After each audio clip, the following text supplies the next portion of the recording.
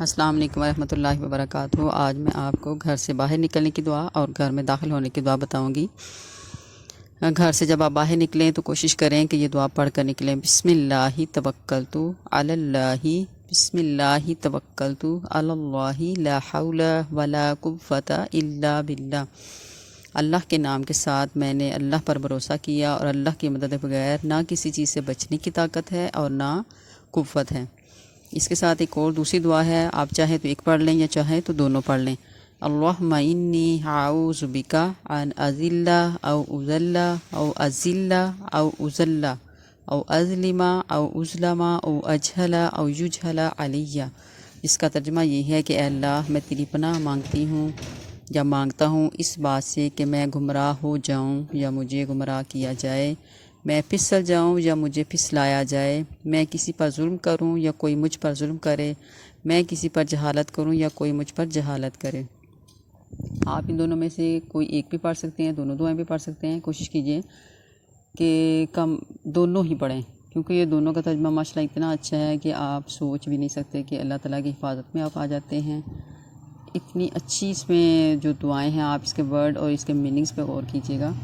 اور دوسری دعا ہے کہ جب آپ گھر میں داخل ہوں تو یہ دعا لازمی پڑھا کریں۔ جب بھی آپ گھر میں داخل ہوتے ہیں تو یہ دعا آپ اپنی عادت بنا لیں۔ اللہم انی اسألک خیر المولج و خیر المخرج، بسم اللہ ولجنا وعلی اللہ ربنا توکلنا، کہ اے اللہ، میں آپ سے گھر میں داخل ہونے اور گھر سے باہر نکلنے کی بھلائی مانگتا یا مانگتی ہوں۔ ہم اللہ کے نام کے ساتھ داخل ہوئے اور اللہ کی ذات پر جو ہمارا رب ہے بھروسہ کیا۔ پھر گھر والوں کو السلام علیکم ورحمۃ اللہ وبرکاتہ کہیں۔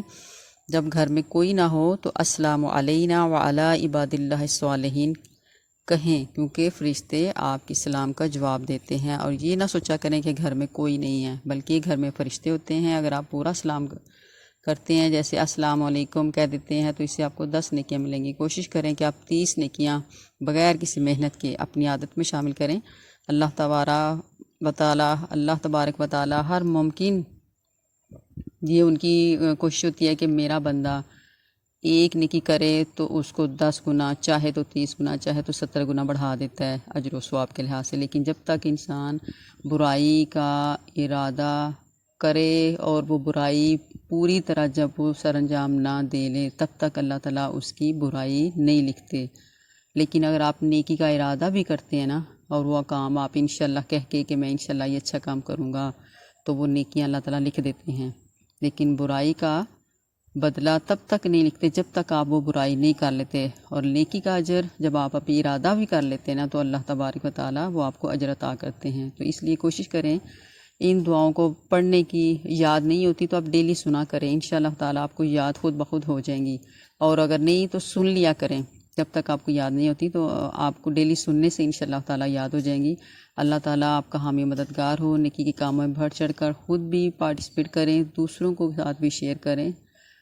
آپ کا ایک عمل دوسروں کے لیے صدقہ جاریہ بنے۔ ہم سب مل کر اگر اسی کوشش میں لگیں گے، انشاءاللہ تعالیٰ کوئی ایک نیکی بھی ہم لوگ کریں گے، تو اللہ تبارک و تعالیٰ ہمارے لیے ہر دن ہر رات کوئی ایک مصیبت ہم سے دور کریں گے۔ ہمارا ہر قدم جو ہے بھلائی کی طرف نکلے گا، تو تمام مشکلوں سے ہم آہستہ آہستہ دور نکلتے جائیں گے۔ السلام علیکم ورحمۃ اللہ وبرکاتہ۔